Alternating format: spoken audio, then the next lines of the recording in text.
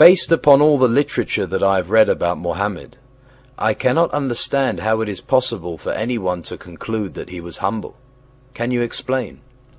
It is almost impossible for any thinking human being to come to any other conclusion based entirely on a small sample of the following verses from the Quran and Hadith that are self-evident in their meaning. An-Nisa 4.12. Those who obey Allah and His Messenger will be admitted to gardens, but those who disobey Allah and His Messenger and transgress will be admitted to a fire to abide therein. 4.65. They can have no faith until they make you, Muhammad, judge in all disputes. 4.80. He who obeys the Messenger obeys Allah. 4.114. He who disobeys the Apostle after guidance has been revealed will burn in hell. Al-Ahzab 33.36. No Muslim has any choice after Allah and His Apostle have decided a matter. 33.51. You, Muhammad, may have whomever you desire. There is no blame. 33.53. O ye who believe, enter not the Prophet's apartments until leave is given you for a meal. Linger not for a conversation. Lo, that would cause annoyance to the Prophet. Such behavior bothers him. He is ashamed to dismiss you, but Allah is not ashamed to tell you the truth. 33.56. Allah and His angels shower blessings on the Prophet. So believers, send your blessings on him and salute him with all respect. 33.57. Those who speak negatively of Allah and His Apostle shall be cursed. Al-Fath 48.10. Verily, those who swear allegiance to you, Muhammad, indeed swear their allegiance to Allah. It is evident from the verses above that Muhammad and Allah are on the same level of importance and reverence. Whatever does not please or annoy Muhammad, the same with Allah. Al-Qaf 49.1. Believers, be not forward in the presence of Allah and His Messenger. Raise not your voices above the voice of the Prophet, nor speak loudly around him. Al-Hashr 59.6. Allah gives His Messenger lordship and power over whomever He wills. Al-Tahrim 66.1. O Prophet, why forbid yourself that which Allah has made lawful to you? You seek to please your consorts. Allah has already sanctioned for you the dissolution of your vows. This verse very conveniently gives license to Muhammad to have sex with as many and any women that his heart desires. Al-Qalam 68.4. You, Muhammad, are an exalted character of tremendous morality. Al-Kawthar 108.3. For he who insults you, Muhammad, will be cut off. Bukhari 1.14. The Prophet said, none of you will have faith till he loves me more than his father, his children, and all mankind. Bukhari 1.331. The Prophet said, I have been given 5 things which were not given to any one else before me. Allah made me victorious by terror. The earth has been made for me. Booty has been made lawful for me, yet it was not lawful for anyone else before me. I have been given the right of intercession. Every prophet used to be sent to his nation only, but I have been sent to all mankind. Sahih al-Bukhari 9.77, narrated by Abu Hurairah. While we were in the mosque, Allah's apostle came out to us and said, let us proceed to the Jews. So we went along with him till we reached Beit al-Midras, a place where the Torah used to be recited and all the Jews of the town used to gather. The Prophet stood up and addressed them. O assembly of Jews, embrace Islam and you will be safe. The Jews replied, you have conveyed Allah's message, O Abu Qasim. Then he added, you should know that the earth belongs to Allah and His Apostle, and I want to exile you from this land. So, whoever among you owns some property can sell it. Otherwise, you should know that the earth belongs to Allah and His Apostle. I refrain from making any comment on these unambiguous statements and would very much like to read what our listeners think. Bukhari 4.203. I heard Allah's Apostle saying, "He who obeys me, obeys Allah, and he who disobeys me, disobeys Allah." Muhammad and Allah are one and the same. Bukhari 4.732. Allah's Apostle said, "I have been given 5 names. I am Muhammad and Ahmad, the praised one. I am Al-Mahi, through whom Allah will eliminate infidelity by killing every infidel. I am Al-Hashir, who will be the first to be resurrected, beating Jesus.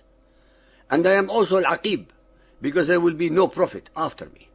At-Tirmidhi Hadith 5761, narrated by Abu Sa'id. Allah's Messenger said, "I shall be preeminent among the descendants of Adam on the day of resurrection, and this is no boast. And in my hand will be the banner of praise, and this is no boast. There will be no prophet, Adam or any other, who will not be under my banner. I shall be the first from whom the earth will be cleft open, and this is no boast." These statements represent, after all, Muhammad at his most humble. Bukhari 6.504. Allah's Apostle said, "Every prophet was given miracles, because of which people believed. But what I have been given is divine inspiration, which Allah has revealed to me. So I hope that my followers will outnumber the followers of the other prophets." Muhammad was correct. His followers became numerous through terror and conquests. But as we all know, quantity does not represent quality. Bukhari 8.610. Allah's Apostle actually saw with his own eyes the vision of all the things which were shown to him on the night journey to the Temple of Solomon in Jerusalem. It was not a dream.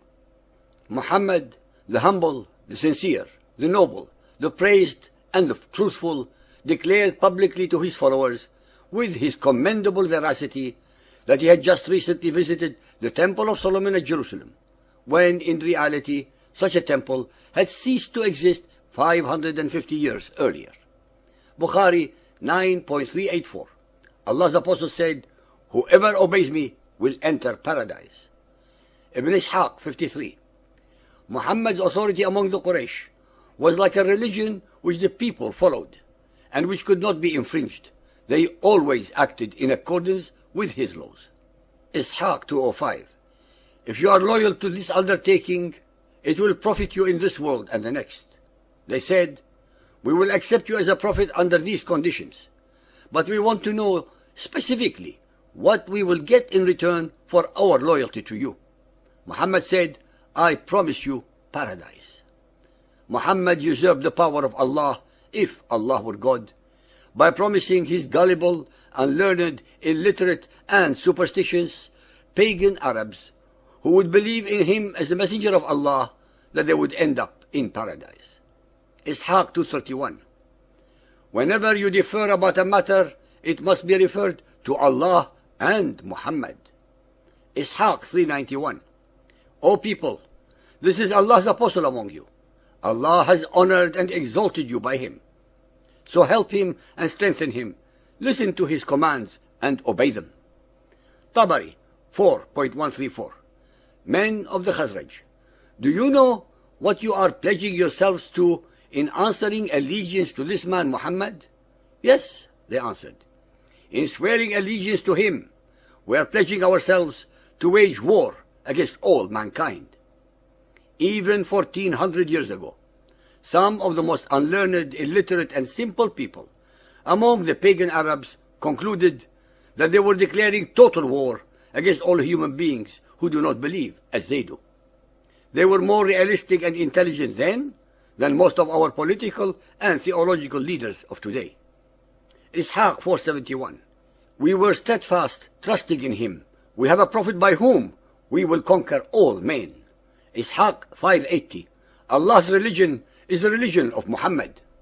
Ladies and gentlemen, believers and unbelievers, the above sample verses reflect the state of mind of one who is a pathological narcissist, especially as we have shown that every letter, verse, and chapter of the Quran are the product of Muhammad's own imagination, his alter ego, projected into the unsuspecting mouth of Allah to give them sanctity.